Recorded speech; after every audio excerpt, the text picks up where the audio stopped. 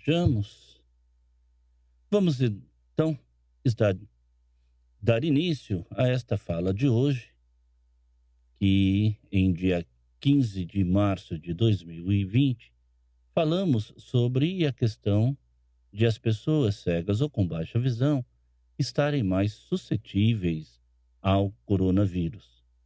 Eu sou o Francisco Lima e estamos falando diretamente de Camaragibe, em Pernambuco, nordeste do Brasil. Para falarmos das pessoas com deficiência visual e por que elas estariam, em algum momento, mais suscetíveis a... Meu... Eu tenho que abaixar o som. Estarem mais suscetíveis, então, ao coronavírus, nós precisamos trazer bem rapidamente o que vem a ser o coronavírus, né? O nome já diz, é um vírus que, na forma de uma gripe, ou seja, um dos tipos de corona, como o MARS, o MERS, o SARS e o MERS, pertencem ao tipo de vírus corona. Hoje chamado, então, de novo corona, porque surgido lá na China, ainda não se tem notícias de como, de fato, ele atua, já que está relacionado ao RNA mais do que ao DNA, e isso faz uma diferença importante. Mas a fala aqui não tem que ver com as questões de ordem da dos vetores do vírus ou de ordem técnica deles, mas muito mais das situações em que as pessoas cegas ou com baixa visão se veem ao estar em contato com o vírus numa situação em que nós estamos hoje sem, de fato, as orientações adequadas para lidar com a epidemia do vírus. Comecemos, pois, falando do que vem a ser as vias de contato com esse vírus, ou seja, como que a gente pode se contaminar com esse vírus. E as orientações são abundantes no sentido de dizerem que nós devemos cuidar das questões que envolvem a higiene das mãos, lavar as mãos, passar o álcool gel, né? E quando a gente fala em limpar com álcool gel, não basta molhar a mão com álcool gel. Você coloca um pouco, não é a abundância dele, não é a quantidade dele que vai, de fato, fazer a diferença. Mas, ao colocar o álcool gel, é necessário que se flexione a mão por um tempo prolongado, pelo menos 20, 30 segundos. Aí sim você está higienizando as mãos. Então, coloca-se o álcool gel e, então, esfrega-se a mão com bastante frequência até os 20, 30 segundos. Mas lembremos que as mãos são para as pessoas cegas os olhos. E eles são os olhos porque estão nas mãos os canais de visão mais comumente usados pelas pessoas cegas. Eu estou falando dos dedos. Mas é exclusivo das pessoas cegas? Não. As pessoas que enxergam também usam o tato. A questão é que as pessoas cegas usam mais que exclusivamente o tato, porque, bom, sendo cegas, não usam a visão. Então vejamos algumas diferenças entre enxergar com as mãos e enxergar com os olhos, para entendermos a situação da suscetibilidade a que nós mencionamos. Os olhos são dois canais que capturam a informação das coisas vistas, a partir de onde essas coisas vistas estão. Isso significa que os olhos não precisam entrar em contato, e não entram, com a coisa vista. Quando eu disser coisa, coisa, pessoa, objeto, né? Então, os olhos, ao capturarem as informações das coisas, não têm contato direto com essas coisas. Os olhos veem das coisas atributos que são, por si só, modalidade específica da visão, como a cor, por exemplo, ou que tem uma capacidade amodal, que podem ser capturadas também por outros sentidos, no caso aí, o tato. Então, com os olhos, nós vemos as cores e nós vemos também as formas. Com o tato, nós vemos as formas, porém não as cores. Formas, portanto, são atributos amodais, cores são atributos de ordem de modalidade específica da visão. De fato, a gente não enxerga as cores, a gente detecta comprimento de ondas, né, as chamadas RGB, red, green, blue, verde, vermelho, azul e vermelho, verde, azul para manter a sequência. Red, vermelho, green, verde, blue, azul. RGB. Então, nós aprendemos as cores. Por isso que lá, uma das coisas, quando nós somos ainda crianças, né, nós aprendemos o nome das cores, porque de fato as cores nós não enxergamos e precisamos dar nome às coisas que vemos. No caso aí, esses comprimentos de onda. Mas isso é apenas uma curiosidade. Já o tato, para ver as coisas, precisa entrar em contato com as coisas. Precisa tocar as coisas. Portanto, com o tato, se vê aquilo que se toca. A visão das pessoas cegas, portanto, através do tato, está na extensão do corpo das pessoas. Uma pessoa que enxerga pode, ao longe, ver que lá vem um amigo, uma amiga, um ente querido, ou que há um carro, ou um pássaro e assim por diante. A pessoa cega, ainda que esteja a milímetros de distância de uma dada coisa, se não tocar, dela não se tira o atributo esperado, ou seja, não se vê. Por isso que muitas vezes uma pessoa cega, ao derrubar algo no chão, procura, e quem enxerga fala, caramba, passou 10 vezes em cima da coisa, né? Sim, passou a mão pela direita, pela esquerda, no entorno, mas não tocou. E não tendo tocado, não se vê. As pessoas cegas, por exemplo, portanto, são dependentes do toque, enquanto que as pessoas que enxergam são dependentes da luz. Desculpem. Quando nós falamos independência, significa que sem a luz, as pessoas não enxergam. Sem o contato, sem o toque, as pessoas cegas não enxergam. Apenas a título de curiosidade, lembremos que o olfato e a audição não capturam as coisas nem pelo aquilo que as coisas são e nem pelo contato com as coisas, já que, assim, o olfato como a audição conhecem as coisas por aquilo que emanam ou emana das coisas. Aquilo que emana das coisas.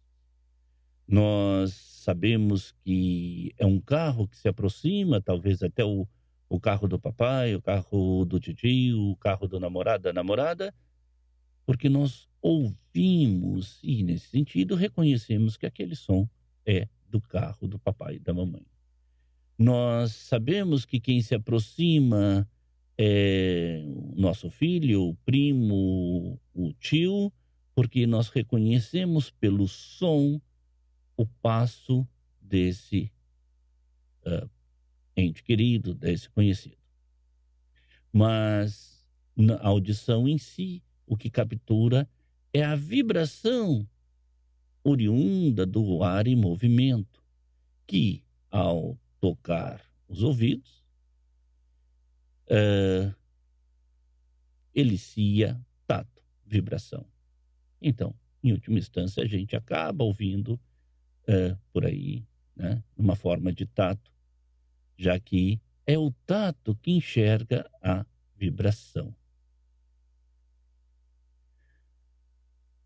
Nós podemos sentir um cheiro delicioso, né, daquela pizza costumeira do domingo à noite. Nós podemos também sentir aquele cheiro agradável de uma flor no jardim ou do perfume da pessoa querida, mas o olfato, de novo, não conhece a coisa como a coisa ela é, mas aquilo que emana, o aroma, né, que em última instância são partículas químicas que chegam aos nossos narizes.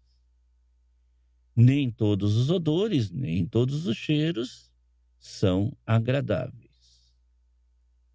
Por exemplo, né, em um banheiro, quando você faz uso do banheiro e dá descarga, partículas daquilo que estava no vaso antes de seguir com a água se espalham, podendo chegar até 6 metros de altura de distância. Como nós vimos no caso das flores, são partículas químicas que emanam das coisas e chegam ao nosso nariz para que nós saibamos o que é. Portanto, um cheiro desagradável como aquele oriundo, né, do banheiro, se você o sentiu, significa que chegou até você alguma partícula, em geral, muitas partículas chegaram até o seu nariz. Não é muito agradável de se pensar assim, né? Principalmente quando nós pensamos que o paladar tem muito que ver com o odor, com o cheiro, né? Por isso que quando a gente está gripado, a gente não sente tanto gosto na comida, porque há uma conexão muito íntima entre a boca e o nariz. Portanto, quando você está no banheiro e é dada a descarga, as partículas que vão para o seu nariz, é melhor não pensar, né? Mas voltemos ao tato. O tato é capturado, ou o tato captura a informação e, por vias aferentes e eferentes, levam e trazem ao cérebro e do cérebro as informações para que nós possamos, então, saber o que é a coisa tocada. Isso significa, portanto, que quando você toca algo, essa informação chega ao córtex. E a mesma área, na verdade, do córtex visual vai ser acesa e aí, então, vai ser decodificado aquilo que você tocou e a resposta é dada. No caso dos olhos, as câmeras oculares dos olhos funcionam como câmeras, recebem a informação, capturam a informação e passam pela retina, por nervo óptico chega ao córtex visual. Lá são processadas as imagens e volta-se com a resposta do que você viu. Isso não significa, obviamente, que você vai imediatamente ter uma palavra, um sentido, um nome para a coisa vista, como também você não tem necessariamente um nome, uma palavra para coisa tocada. Tá? Mas voltemos ainda aos dedos. Cada um dos dedos é um canal de captura da informação por parte da pessoa cega, por parte da pessoa com baixa visão. Então, o dedo 1 toca, enxerga aquele trecho em que ele está tocando. O 2, o 3, né, o minguinho, o anelar, o polegar, cada um dos dedos funciona como um canal. E o conjunto desses canais, então, nos permite levar a informação até o cérebro e dele retirar a informação daquilo que nós estamos tocando. Quanto mais limpo esteja, portanto, o canal, ou seja, quanto mais limpos os dedos, melhor a captura da informação. Desculpem. E se estiverem sujos, molhados, enlameados, etc., essa captura será prejudicada. Nós temos receptores que podem ser, por exemplo, inibidos, prejudicados pela temperatura baixa. Assim, é o tato que enxerga a temperatura. A temperatura, tanto a temperatura quente como fria, nós vamos chamar de calor. Então, é o tato que enxerga o calor. Se, contudo, nós colocarmos o dedo sob uma condição de temperatura muito baixa, se nós colocarmos gelo na mão, esse tato vai estar prejudicado. Os receptores estarão dormentes e não mandarão a informação adequada. Por isso que, quando nós batemos a perna, a testa, etc., nós colocamos gelo. Né? E o gelo, então, inibe um tanto da dor. Há outras razões, por exemplo, para a constrição dos vasos naquela região e que se estanque, no caso de sangue, então o fluxo que pode ser grande e prejudicial. O álcool tem uma propriedade que é, de fato, de retirar o calor em lugar de oferecer o calor. Por isso que é equivocado, é um mito pensar que tomando uma cachaçinha a gente vai matar o frio. Né? Não. O que ocorre é exatamente o contrário. O álcool retira o calor. Ah, sim, mas e aquela questão das pessoas em situação de rua, questão deplorável que nós vamos falar daqui a pouco, mas aquela questão das pessoas em situação de rua que no frio bebem, não só no frio, mas que no frio bebem, e muita gente fala, ela morreu porque bebeu demais e aí estava no frio. De uma certa forma, sim, mas ela não morreu da bebida. Não diretamente. Ela morreu de frio, por hipotermia. Como o álcool inibe a sensação de calor e, portanto, inibe a sensação de frio, essas pessoas não se dão conta de que está tão frio que o corpo não aguenta. Não aguenta aquele frio. E acabam por morrer. Né? Elas morrem por conta do frio, não necessariamente de frio. Né? Até porque se elas não estivessem bebendo, o frio ficaria a um ponto tão insuportável que talvez elas conseguissem, né, sair daquele espaço e buscar um lugar ainda mais quente. E, infelizmente, por vezes até tentam, mas as condições a que são submetidas enquanto seres humanos, portanto, situação indigna aos seres humanos, essas situações levam, então, à morte. E, nesse sentido, não é o frio que mata, é o descaso do Estado, da sociedade para com essas pessoas. Esqueci de trazer a minha água. Mas vejamos ainda a questão do tato. Eu dizia que o tato, se inibido de alguma forma pela umidade, pela sujeira das mãos, etc., prejudica também a captura da informação, né? Por isso que algumas crianças, principalmente crianças cegas com alguma estereotipia autística, que muita gente no passado e ainda hoje, né, equivocadamente chamam de ceguismos, são na verdade estereotipias, por vezes autísticas. Essas crianças temem tocar, não gostam de tocar, se incomodam em tocar coisas que sejam oleosas, que sejam empoeiradas, que estejam úmidas, né? Sabonete, muita gente não se preocupa, não segura o sabonete e tal, mas, né,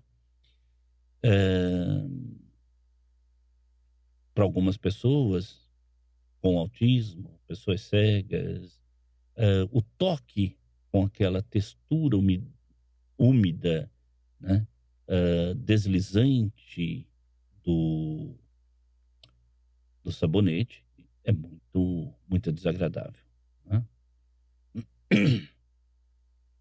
É interessante que essas pessoas vão buscar lavar as mãos com mais vezes, porque por vezes tocam nessas texturas. A pessoa cega, assim como a pessoa que enxerga, faz uso o tempo todo dos canais de visão, nos canais próprios de visão. Portanto, as pessoas cegas estão constantemente fazendo uso das mãos. E elas fazem uso das mãos para situações que as pessoas que enxergam não fazem. Situações em que a visão basta. A visão supre a informação necessária. Lembremos, no entanto, que, embora os sentidos não vão competir entre si, quando um sentido é próprio para aquela captura da informação, é ele que vai ser usado. Mas, na ausência de um, outros buscam suprir a informação.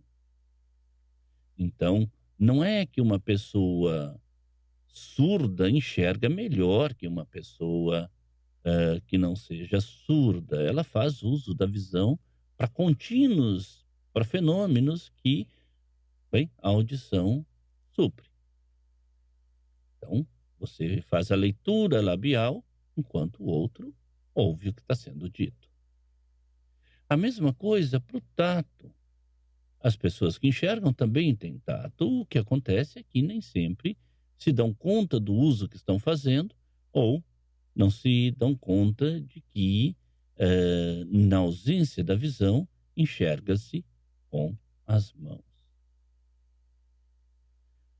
Por outro lado, muitos pensam que, por serem cegos ou terem baixa visão, os indivíduos cegos ou com baixa visão têm algum super sentido tátil. São melhores massagistas meramente por serem cegos. Notícia, isso não é verdade. O indivíduo vai ser melhor ou não tão bom massagista em função do estudo que fez, da prática que tem, das habilidades desenvolvidas e não por ausência de visão.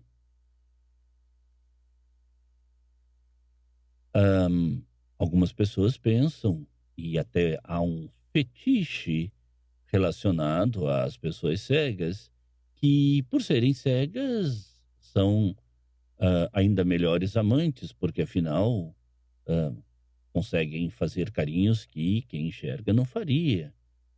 O carinho sendo a expressão do toque, e por aí vai. Também, desculpe tirar aí a fantasia de alguns.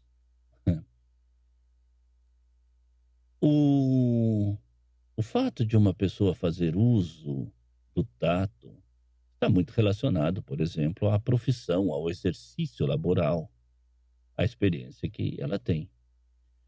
Um, um marceneiro, um barbeiro, um proctologista, um ginecologista, cada um desses usa o tato a uma maneira própria para capturar naquilo que precisa das informações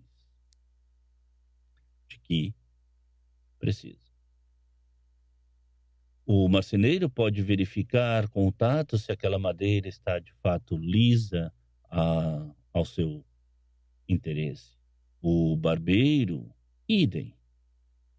O ginecologista, o proctologista, bem, a utilização do tato é um pouco diferente e o objetivo está relacionado à saúde.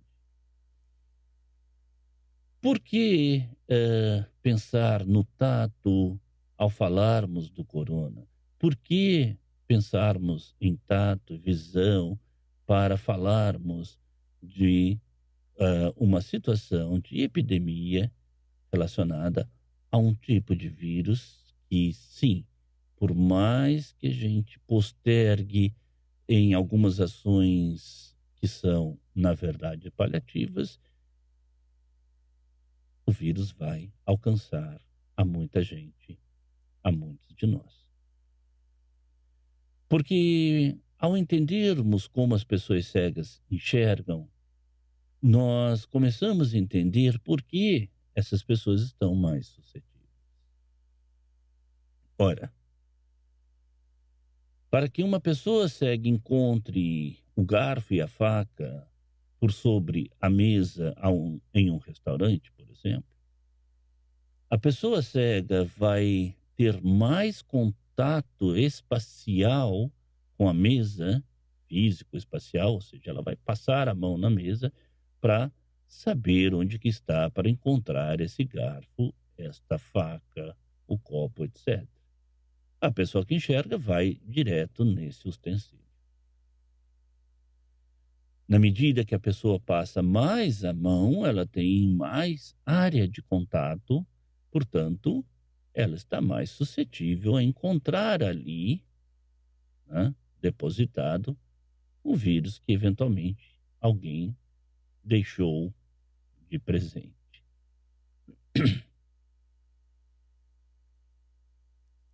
Portanto, a gente poderia falar, não, então é fácil, é só o garçom chegar e dar na mão da pessoa cega. Bem, bom, esse garçom pode estar infectado com vírus e ainda não saber. Muitas vezes os garçons, até por uma gentileza um tanto quanto exagerada, não só dão na mão das pessoas os talheres, mas de fato tiram dos plásticos, que são um tipo de proteção, e aí entregam na mão das pessoas. A intenção é exatamente para que ele não toque o talher e o freguês pegue o talher. Só que alguém colocou esse talher neste saquinho. Pensem nisso. E o vírus pode estar nesse talher. E aí então nós falamos, olha, vamos evitar de ir aos restaurantes, porque assim, né, você não tem que ficar procurando na mesa o talher, ou o garçom não tem que lhe dar o talher. Então você minimiza a possibilidade de toque e contato com uma situação de risco. Nós vamos verificar que isso, de fato, inibe, não impede de ter contato com o vírus. Mas eu quero um outro exemplo ainda. As pessoas cegas, as pessoas com baixa visão passaram com os carros, com os aplicativos, a terem mais uma oportunidade de locomoção com independência. Sim, os táxis são muito mais caros, bem mais difíceis de serem encontrados, etc. E hoje você tem o recurso do telefone, você liga, o carro chega ali e assim por diante. De novo, uma pessoa que enxerga ao se deparar com um carro que ali parou, estica a mão, pega na maçaneta, abre e sim, já se colocou em risco porque a maçaneta de um carro pode ser uma via de contato com vírus bastante arriscada. E a pessoa cega? Nem sempre ela acerta com essa precisão toda. Então, de novo, ela está passando a mão em áreas maiores na porta, mais para cima, mais para baixo. Ela flexiona mais o espaço para poder enxergar, porque uma das maneiras de enxergar com o tato é através do peso, sim, o tato enxerga o peso, através da sinestesia, sim, do movimento, da fricção e assim por diante. Então, o tato não é algo estático.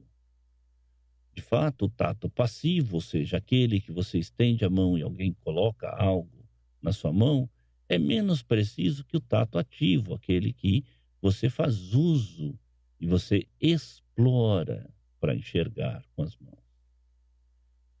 Agora, aquele passageiro, aquela passageira cega entrou, digamos que entre no banco de trás. Fala, não, é um pouco mais seguro, o motorista está ali na frente, a respiração dele está indo para frente, eu estou aqui atrás. Uma pessoa cega, assim como a que enxerga, vai segurar na porta e fechar. Tá bom, fechou a porta. As pessoas cegas estão querendo enxergar o tempo todo. E lembra? Elas enxergam com as mãos. Então ela toca o banco do lado, ela toca a parte da frente do banco à frente dela, que é um locus que recebe a respiração do passageiro de trás, o espirro e tudo mais. Uma pessoa cega não senta no carro e estaticamente fica com as mãos sobre as pernas sem tocar em nada.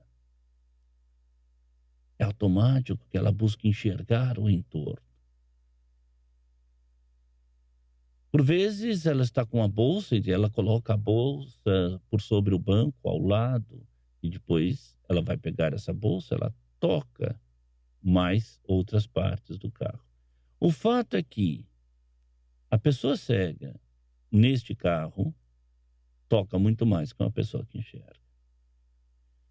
E muitas vezes se usa o aplicativo, né, o Uber da vida, porque embora a pessoa cega esteja até a 3 quadras do local em que ela deseja, ou o ônibus a deixaria a 3 quadras daquele local, ela sabe que a acessibilidade física desses lugares é precaríssima, né? Ou há uma avenida muito difícil de se atravessar.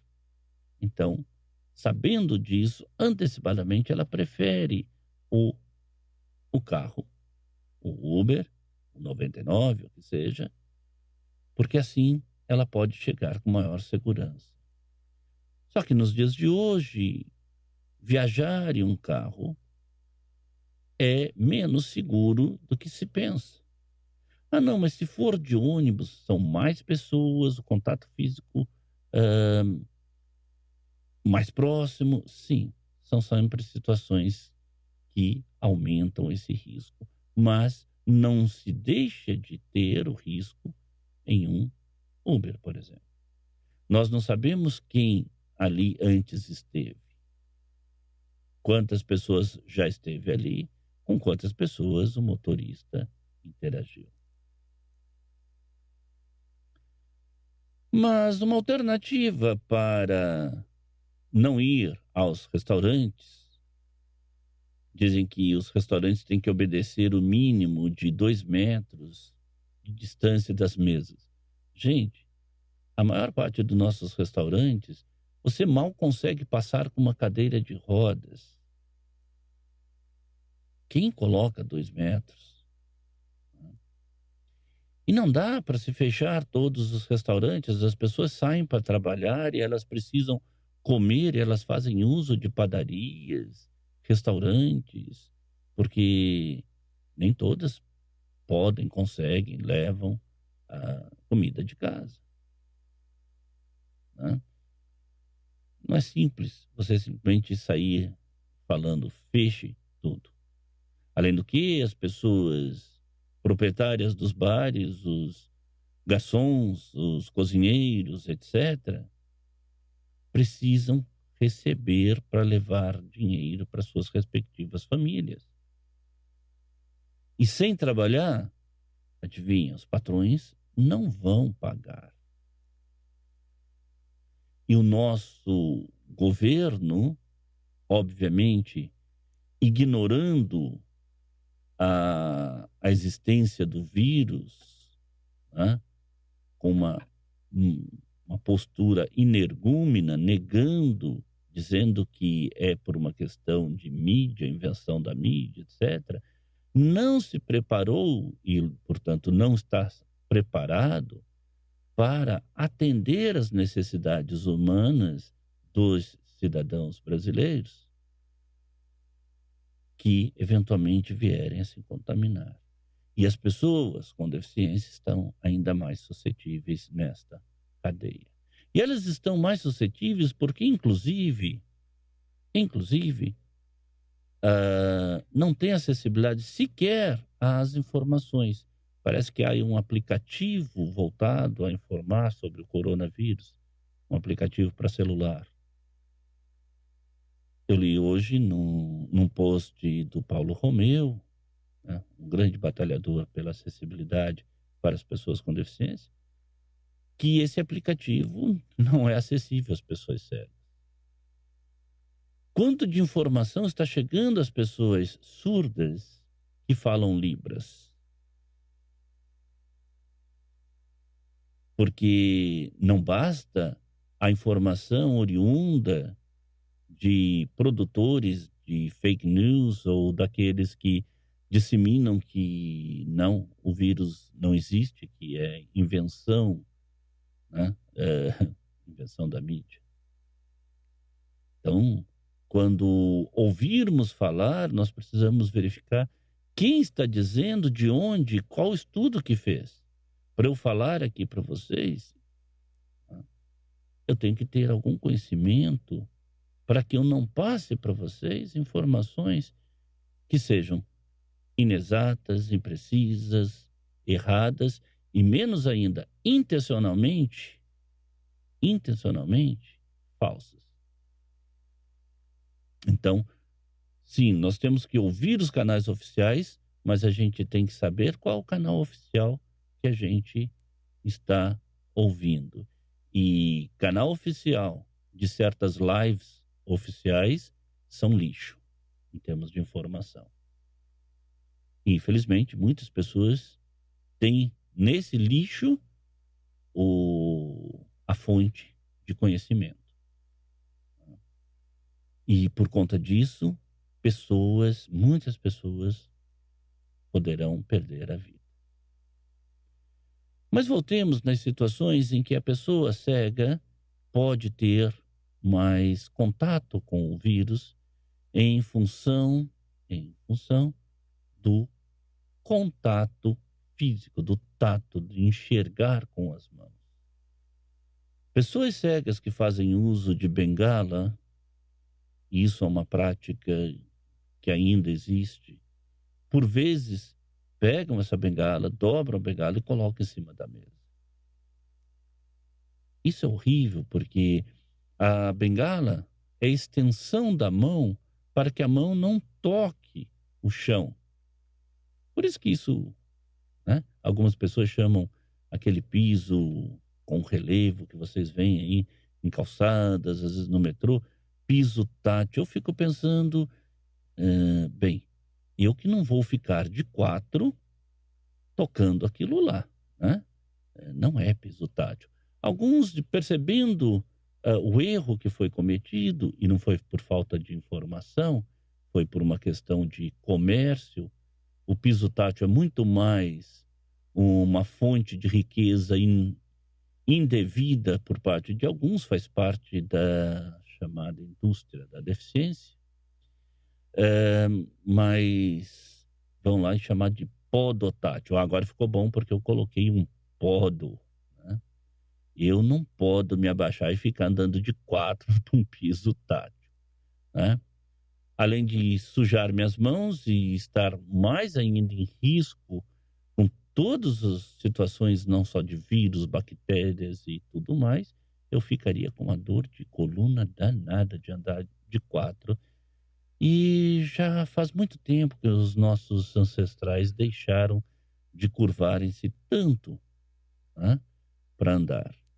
Embora parece que hoje há uma tendência de alguns se curvarem em função da opressão de dado governo. O tato, portanto, capturado, outro que não pela mão, nós vamos chamar de tato proprioceptivo. É aquele tato que nós percebemos, por exemplo, as costas da cadeira, que nós percebemos o chão, ainda que por intermédio, né, mediado pelos sapatos. É o tato que nós percebemos pela bengala e nela, ela como uma extensão da mão. E, portanto, a bengala que toca o chão, eventualmente pode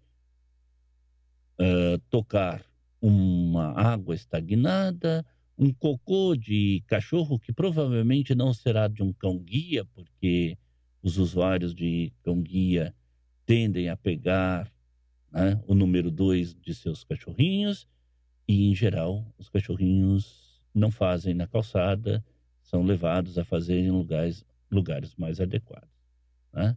Então, a falta de educação por parte de muitos é que deixam os cães à solta ou ainda pegam e, mesmo vendo que o cão fez o número 2 na calçada, não recolhe.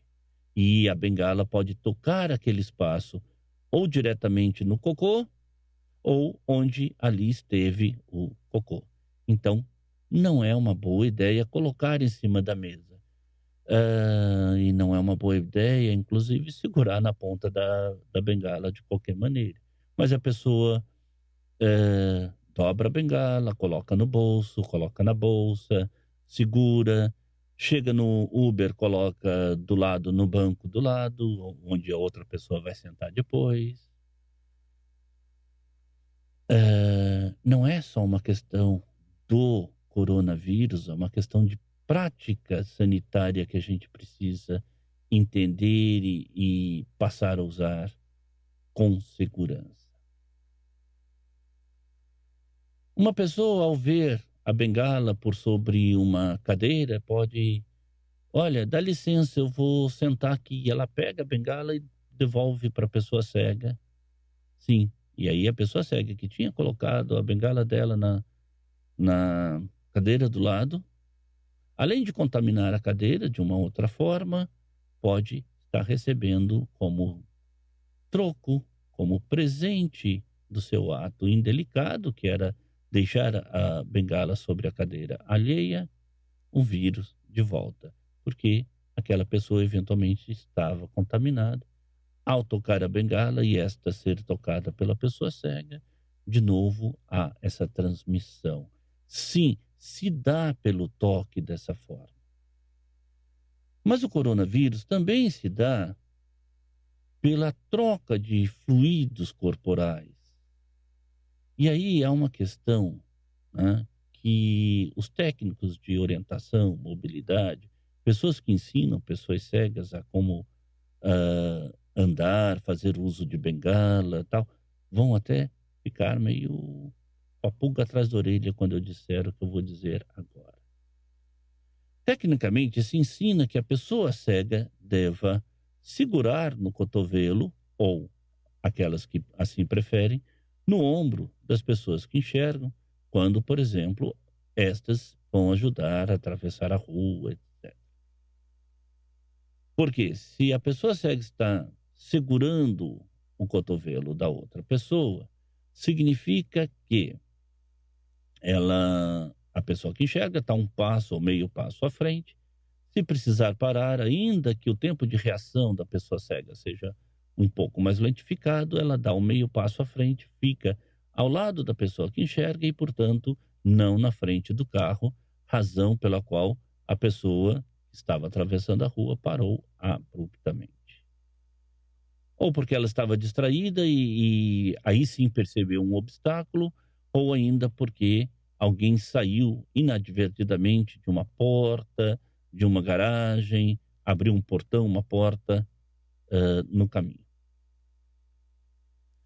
Ocorre que quando a pessoa cega segura no braço desta outra pessoa, esta outra pessoa pode estar transpirando, essa outra pessoa pode, de alguma maneira, e é interessante porque uma das orientações para que, quando você for espirrar, não espirrar colocando de fato a mão na frente, você virar para o seu cotovelo e espirrar ali, tá? Porque, lógico, se você espirra colocando a mão na frente da sua boca, do nariz, a sua mão recebeu todo aquele, né, aquele produto e em seguida você vai tocar algo.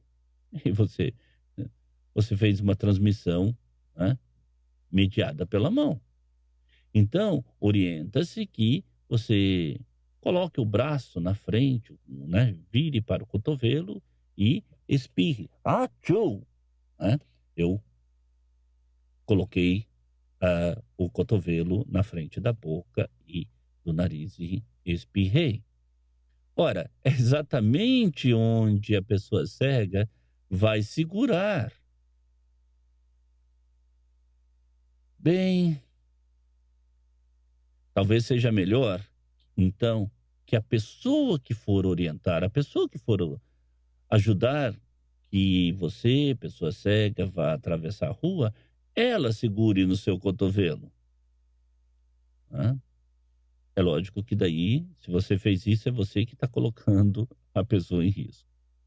Mas quando você fale que ela segure no seu braço, eventualmente você sabe que não fez isso, ou sabe qual o braço, qual você faz isso,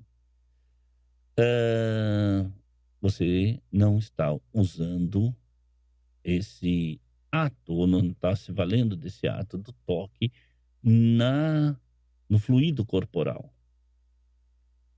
Não, mas se você colocar a mão nos ombros, Francisco, se você colocar a mão no ombro, isso evita, não necessariamente, né? Por vezes, mulheres usam blusas, homens também, camisetas, e ali há uma quantidade importante de fluido oriundo do pescoço e assim por diante.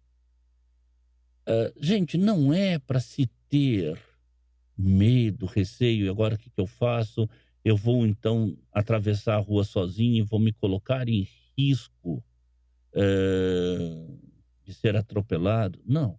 Muitas vezes nós atravessamos as ruas sozinhos, nós atravessamos com nossos cães apenas, mas nós temos de ser conscientes que uma bengala, um cão-guia não substitui a visão. De fato, se você tem um cão-guia, jamais atravesse uma rua, né, meramente contando com o cão-guia se você não fosse atravessar sem ele. Ou seja, se você avaliar que sem o cão você não atravessaria, é melhor não atravessar com ele. Peça ajuda de uma pessoa que enxerga. Porque não é só o enxergar, é a cognição também é diferente do ser humano e do cão. Embora que eu esteja falando de cognição, mas a inteligência de um cão, por vezes, é bem maior que, né, bem, muita gente que a gente vê por aí, que a gente não pode realmente adjetivar com o nome de nenhum animal, porque seria afronta a todos eles. E nós precisamos entender que os animais não têm culpa, né, daquilo que fazem os seres humanos. Uma outra situação importante está relacionada, gente, a que uma pessoa cega, ao chegar em espaços outros, como um balcão, né, vai comprar uma roupa, vai. Isso daí vale também para as pessoas que enxergam. Você vai ali, hã, tem a roupa, você olha, pega um, pega outro, hã, vê, hã, se ela serve, põe na frente do seu corpo, vai no provador, né. Olha, você já mexeu na roupa lá nas araras, segurou vários, né, várias bermudas, vestidos, camisas, etcétera, né. Estão penduradinhas ali, você toca cada uma delas, e aí você escolhe uma. Só que antes de você, outra pessoa já escolheu, já foi até o provador, já colocou aquela roupa. Existe fluidos corporais. Ninguém de fato acabou de tomar um banhinho ali, coloca a roupa, tal. Então, sim, nós vamos estar numa série de situações de suscetibilidade. Não que vai acontecer, mas que pode acontecer. E sabendo que pode acontecer, nós temos que nos preparar para evitar sempre que possível, né? Sempre que possível. Porque o vírus vai chegar, vai alcançar muita gente. É uma questão de tempo.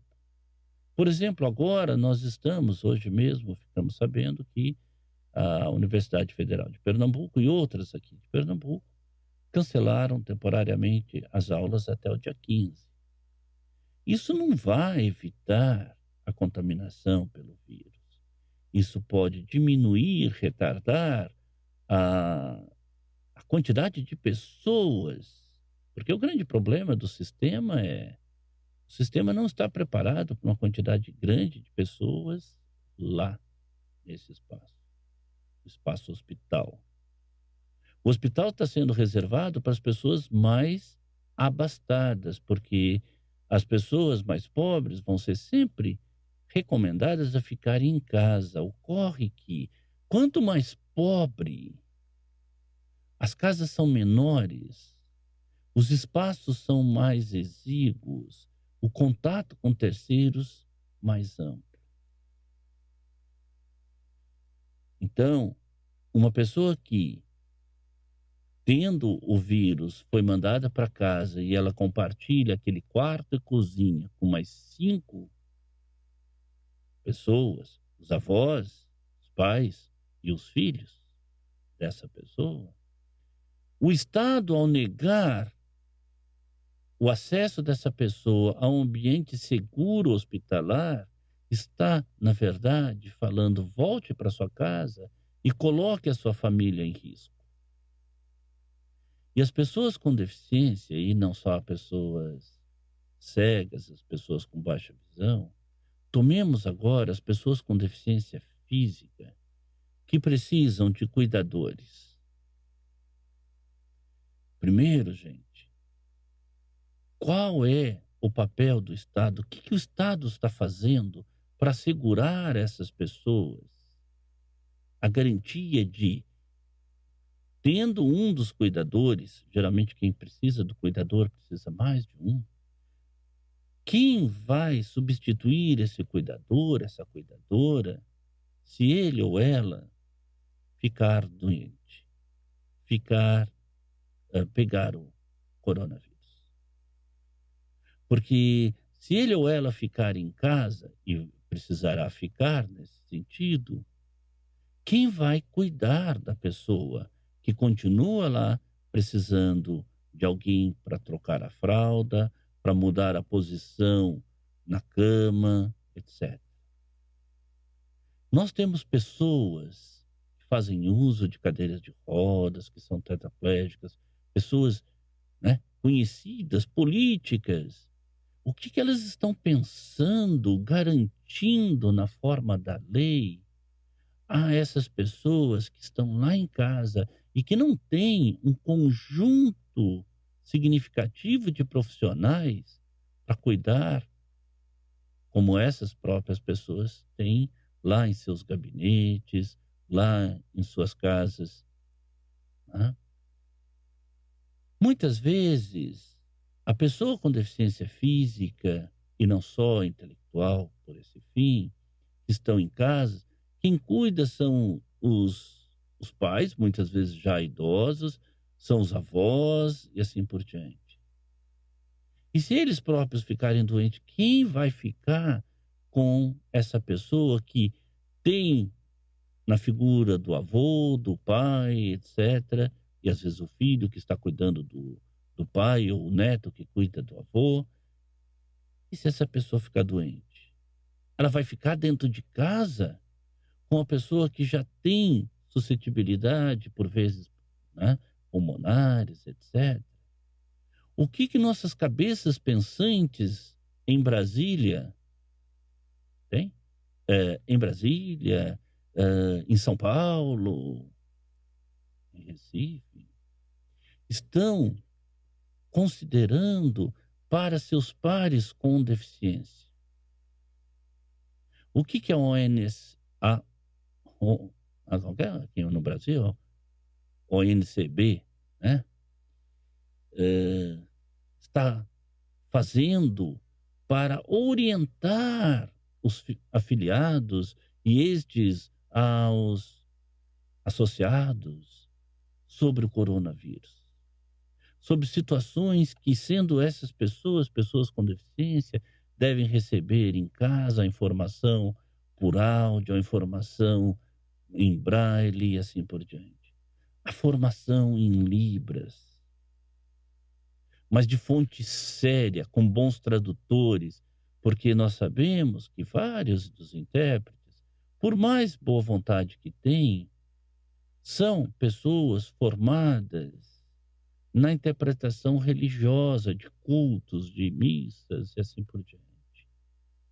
E necessariamente não tem sequer uma formação acadêmica mais importante para entender e transmitir com real segurança de fala às pessoas usuárias da língua brasileira de sinais, falantes da língua brasileira de sinais.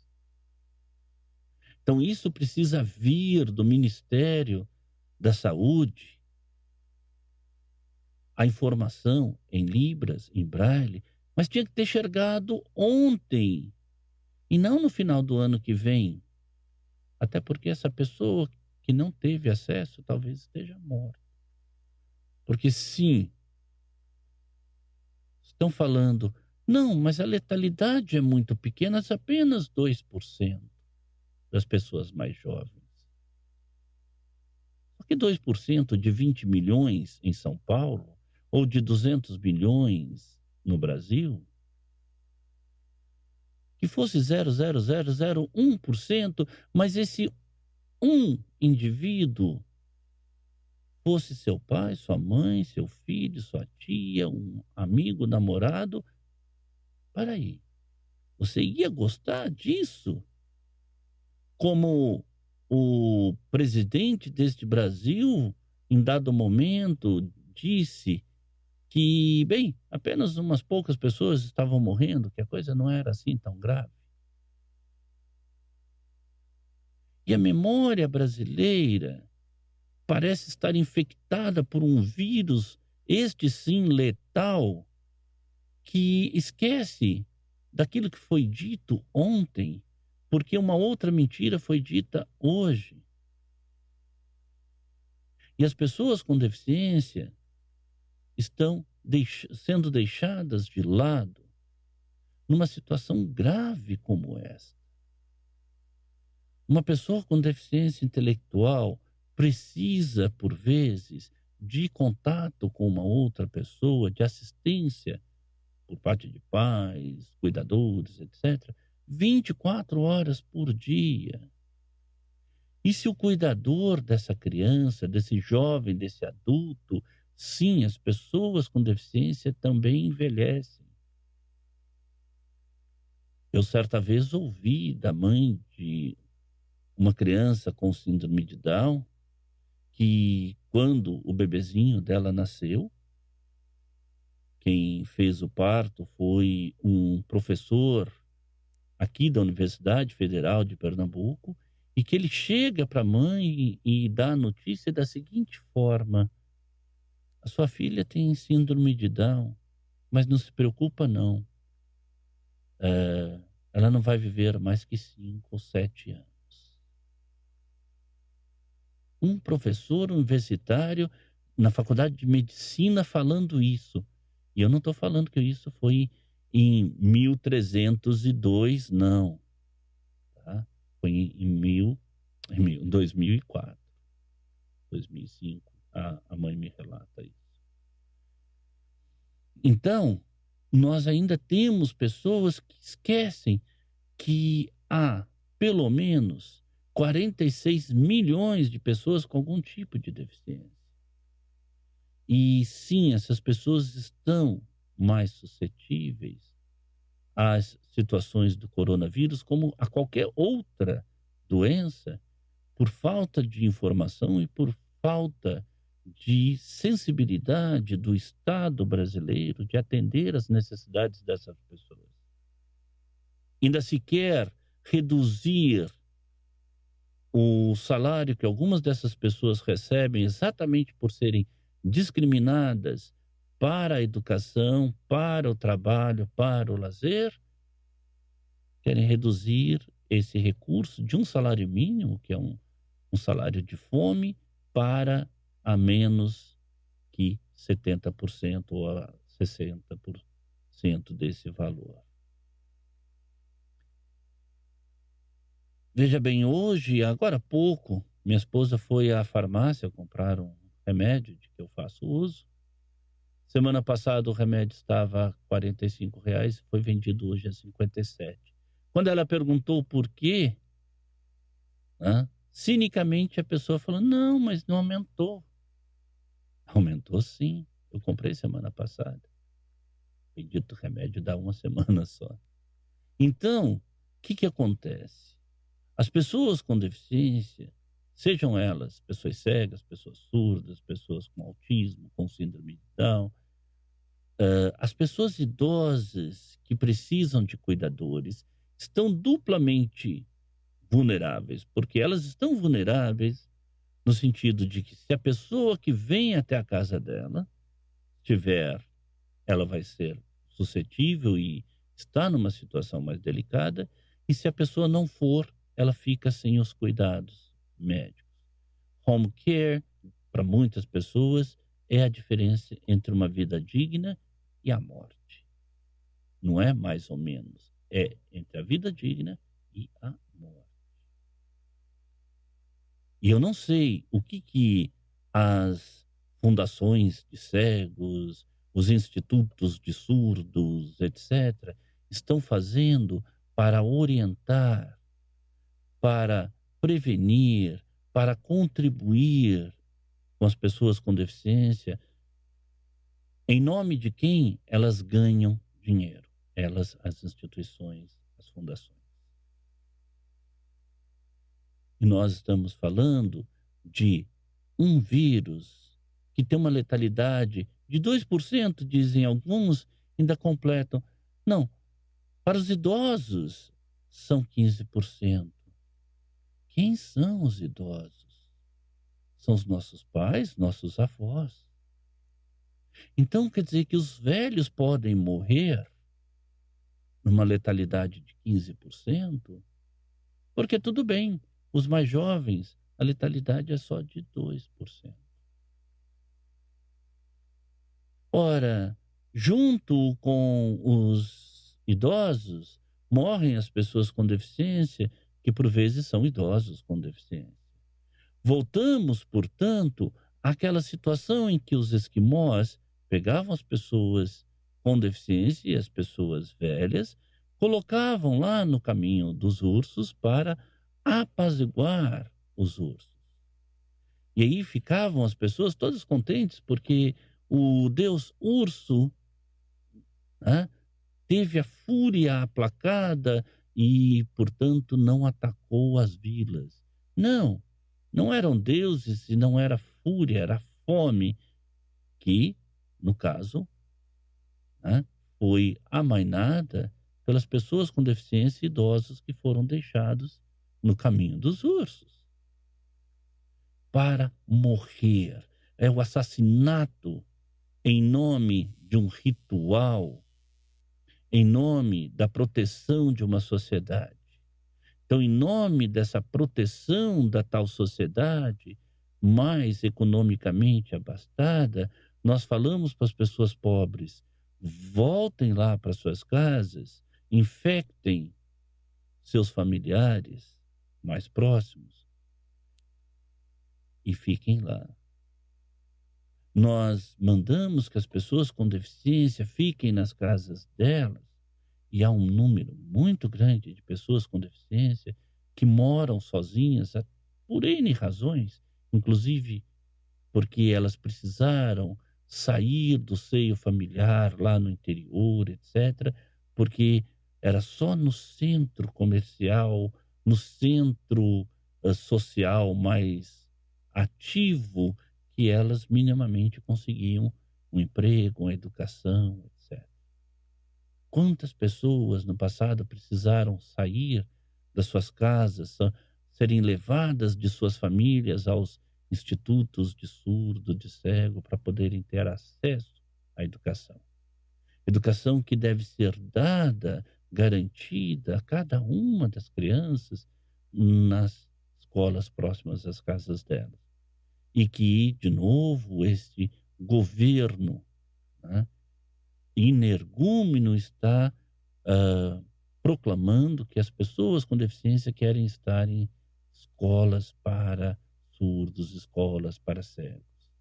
Sim, escolas que vão congregar numa ação excludente essas pessoas, e aquelas que ali não puderem estar vão voltar a não ter acesso sequer à educação básica, à educação fundamental. E aí, quanto mais ignorante forem as pessoas, mais suscetíveis elas estão às situações de risco à saúde.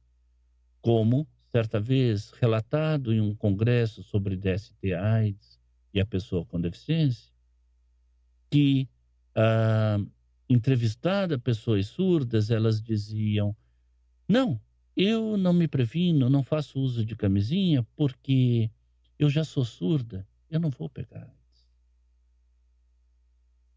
E isso não tem que ver com burrice, gente, tem que ver com falta de informação, de acesso à educação, de acesso à informação, porque as cartilhas voltadas às questões de saúde sexual, né, quando existiam, existiam com desenhinhos, existiam com letrinhas, mas não existiam em libras ou em braille e sem descrição.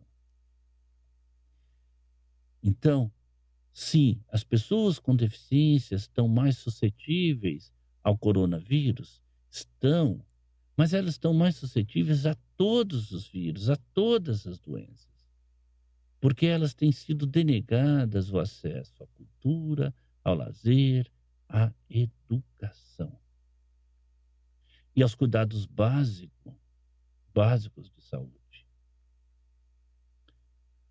Uma mamãe, sim, um papai, sim, existem mamães e papais cegos que cuidam e cuidam muito bem dos seus filhinhos. Muito bem, muito melhor que papais e mamães que enxergam, porque Cuidar bem de um filho não está como uma habilidade visual, está como uma habilidade de afeto. Quantas pessoas são abandonadas, são jogadas pelas janelas, apanham, etc, etc, dos pais? Quantos desses pais têm deficiência? Não. São as pessoas sem deficiência que mais fazem isso. Mas a mamãe, o papai, a mamãe que estiver alimentando essa criança, para todo o cuidado que já costuma ter, tem que ter mais cuidado, porque sim, ela toca mais, ela usa mais a mão e, portanto, o filhinho dela está também mais suscetível. Aquele cuidador que vai lá dar banho, né, numa pessoa com deficiência, ele já tem toda a técnica né, de limpeza, etc. Mas tem que ter um extra cuidado agora, um cuidado mais significativo, mais importante. Porque essas pessoas sim podem estar, não só com uma deficiência física, mas estar mais suscetível a situações pulmonares, a situações de respiração e assim por diante. Então, de novo, lavar as mãos muitas vezes, compulso compulsivamente, é muito importante. Mas nós temos, algumas outras situações com as quais nós temos de nos preocupar. A pessoa com deficiência, não só deficiência física, deficiência sensorial, mas há as pessoas com deficiência intelectual e as pessoas com doença mental. Um aspecto de ordem psicológica bastante importante é que, no momento em que se disser para as pessoas, vocês não podem sair das casas, essas pessoas, muitas, terão um impacto tão significativo, um aumento da ansiedade, que obrigará com que essa pessoa saia de casa, exatamente porque ela foi tolhida de o fazer. A sensação de aprisionamento, ainda que você esteja na sua casa, a sensação de aprisionamento é extremamente estressante. Por isso que a gente, por vezes, até critica, fulano está em prisão domiciliar, e a gente acha que não é a mesma coisa que prisão, passa a ser. É lógico que é muito melhor estar lá na mansão do Maluf, aprisionado, né, domiciliarmente, do que em Bangu. Eu nunca estive em Bangu. E pretendo não estar, não como um dos presos. Mas a sensação de aprisionamento pode ser exacerbada quando a pessoa tem alguma deficiência de ordem intelectual ou ainda ser uma pessoa doente mental, ter alguma doença psicossocial, por exemplo. E, portanto, essas pessoas podem ter diferentes formas de expressão, entre as quais a ansiedade aguda, e elas vão chegar nos hospitais com quadros que podem ser confundidos com quadros de coronavírus, respiração, febre, assim por diante. Ora, como que as pessoas mais pobres vão ser atendidas, sendo que hoje, falando com minha mãe mora em Guaratinguetá, no interior de São Paulo, ela dizia que, tendo ido ao hospital, havia uma fila enorme de pessoas com dengue, enorme. Um outro amigo relata que o filho da da empregada dele, chegou ao hospital de manhã, era final da tarde e não tinha sido atendido ainda. Junta-se a essas pessoas que estão debilitadas o contato com o coronavírus. E nós estamos falando que tem que ficar em casa porque, na verdade, o Estado, que tanto ignorou e continua ignorando as pessoas mais pobres, não está preparado para atender essas pessoas nos ambientes hospitalares. E aí chega nesses espaços uma pessoa com uma doença mental, com uma deficiência intelectual, que pode envolver comportamentos distintos ao de se esperado, e essa pessoa vai sofrer ainda mais a discriminação, preconceito e, por vezes, vai ser tratada de modo indigno. Porque isso já é o que acontece quando nós não estamos em situação de epidemia. E agora nós estamos. E antes que melhore, isso é lugar comum na fala de muita gente, vai piorar e muito. E nós nem começamos a considerar essas questões, como nós não consideramos as pessoas com deficiência em situação de catástrofe nesse país, em situação de incêndio, em situação em que bombeiros não estão preparados para descrever o que deve aquele indivíduo fazer, por exemplo, para ser resgatado, para melhor preparar-se para o resgate. E aí nós vemos que bombeiros estão aferindo a pressão, desculpem, a temperatura de pessoas nos aeroportos, quando isso deveria ser coisa para Infraero ou outros grupos. Os bombeiros têm que estar lá onde precisam estar em situações de incêndio, em situações de enchentes e assim por diante.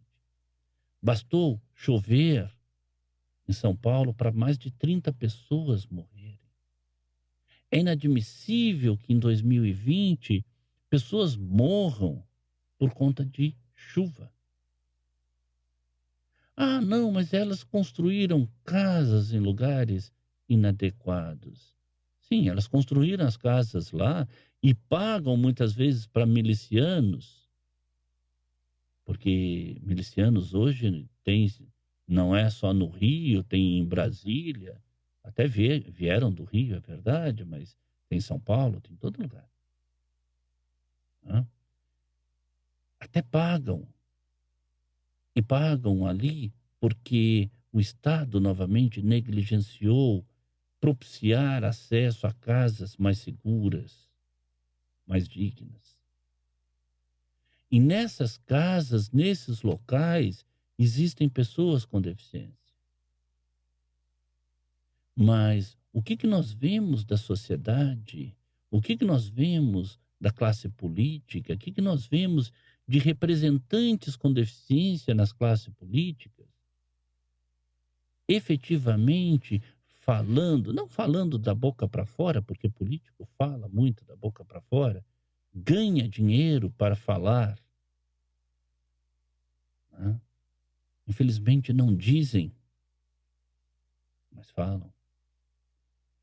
E o que eles de fato estão fazendo para assegurar que pessoas com deficiência tenham, nessas situações, um atendimento adequado, próprio. As pessoas cegas enxergam pelas mãos. Elas precisam do contato físico muito maior, muito mais próximo, porque o tato só enxerga aquilo que ele toca. E essas pessoas não podem ficar isoladas do mundo, porque mesmo se você disser, eu não vou a um restaurante, eu vou pedir uma pizza, eu já mencionei isto, essa pizza foi manipulada por pessoas, chegou por intermédio de alguém, esse alguém tocou a caixa da pizza. Você que enxerga pode até falar: "Não, ele tocou aqui, eu vou segurar do lado de cá". A pessoa cega não faria isso.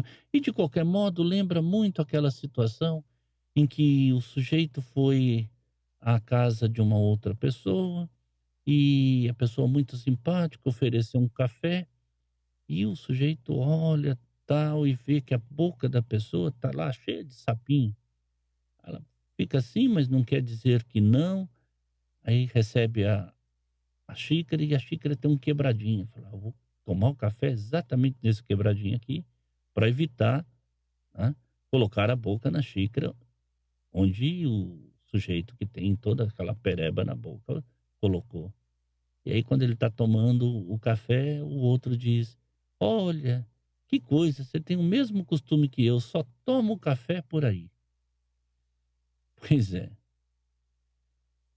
as pessoas cegas vão colocar a mão onde outro falou: "Ah, eu colocou ali, então ali eu não coloco". O que não adianta também, porque um espirro, etcétera, não é assim meticulosamente encontrado, né. Pessoas idosas em ambientes como, vamos lá, apartamentos menores, a Coab, quando tem um corrimão, pessoas mais velhas fazem uso do corrimão, seguram, passam a mão ali. Quando não tem, e geralmente não tem, tocam a parede. E tocam a parede mais ou menos na mesma área, por conta de uma altura que as pessoas têm. E a mesma parede que alguém passou ali e espirrou, e é tudo muito pequeno, e certamente essa parede recebeu o fluxo daquele espirro, os fluidos daquele. De novo, quanto mais pobres as pessoas, mais elas vivem em espaços exíguos e aglomerados. É diferente quando você vai para a casa de um rico, que o vizinho dele está a 200 metros, porque ele mora numa grande chácara. Veja se as casas no Morumbi, em São Paulo, são próximas umas das outras, como são as casas, hã, lá em Itaquera. Não. Quanto mais pobres, as pessoas vivem mais aglomeradas, mais perto umas das outras. Talvez isso seja muito bom para, pelo menos, o calor humano, o afeto humano estar próximo, mas não nas condições de que nós estamos falando, da disseminação, né, de um vírus que vai alcançar, sim, as pessoas com deficiência, que vão ser mais suscetíveis. Depois, nós temos, finalizando, as questões das pessoas com algum tipo de doença, doenças como câncer, doenças cardíacas, etc., que fazem das pessoas, em um dado sentido, pessoas com deficiência, as chamadas deficiências invisíveis. Uma pessoa cardíaca, por exemplo, pode levar muito mais tempo para percorrer um espaço, gastar muito mais tempo para subir escadas, necessitar parar e segurar no corrimão mais tempo por conta da doença cardíaca. O mesmo para pessoas que se submeteram, estão submetendo a quimioterapia. Elas ficam mais cansadas e elas precisam parar mais, elas precisam tocar mais as coisas, se apoiar mais nas coisas. E estamos cancelando cirurgias que às vezes as pessoas demoraram meses para conseguir marcar. E nós estamos cancelando porque precisamos das UTIs para as pessoas infectadas com o vírus. Como se essas pessoas cujas cirurgias foram desmarcadas não tinham nada mais para fazer, por isso que elas marcaram uma cirurgia. como alguém que marca um jantar na casa do presidente americano. Eu não tenho nada que fazer, deixa eu dar uma chegadinha lá, né? Verificar como que eu vendo o meu país a um país estrangeiro, né? E nós temos, então, uma situação gravíssima, gente. Essas pessoas estão com dores, por isso que elas precisam da cirurgia. Elas estão sofrendo. Ninguém faz uma cirurgia, a não ser aquele que eminentemente quer fazer a cirurgia por estética.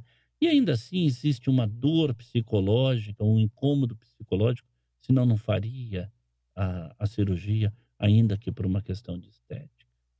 Porque uma pessoa que não está contente com o próprio corpo é porque alguma coisa está errada para ela. Talvez não esteja até para o outro. Mas essas pessoas estão em situações de dor, de padecimento. E essas pessoas vão ter ad infinito, adiada a cirurgia, o tratamento. E talvez uma cirurgia que evitaria num futuro próximo, imediato, uma deficiência, se torne na deficiência, exatamente porque não foi feita a cirurgia nesse momento. O que que nosso Estado, o que que nosso governo, o que que as pessoas que têm mais consciência na área da deficiência está pensando, fazendo, agindo?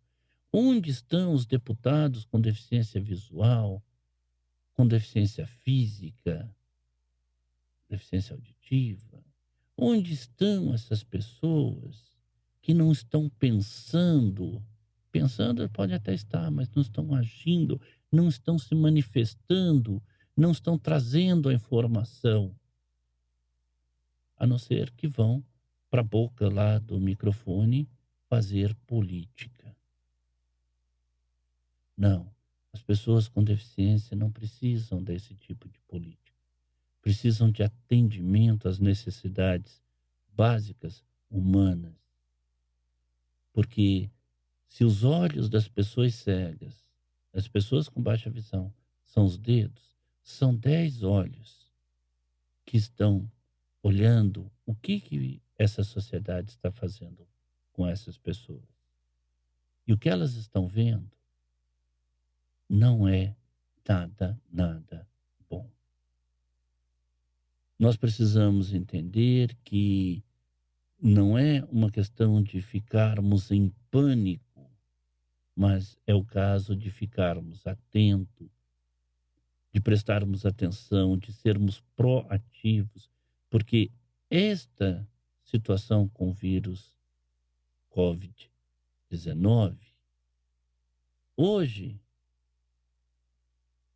tem uma letalidade pequena, né? Pequena. Como coisa que pequena importasse quando isso alcançar você ou seu parente ou seu amigo. Mas sim, tem uma letalidade pequena. Ocorre que ele é só mais um dos que vão atingir a nós, seres humanos, e a nós, pessoas com deficiência.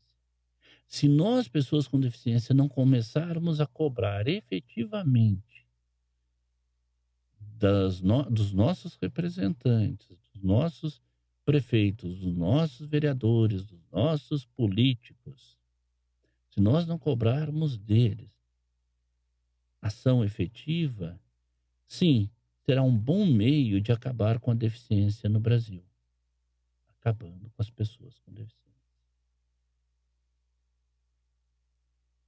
Eu até pensei, gente, ao começar, e eu fiz este vídeo ontem, muito mais técnico, etc., mas de ontem para cá, as situações são tão recorrentes e tão danosas, as falas políticas são tão desastrosas que, enfim, é esse o tom que eu dei para essas orientações.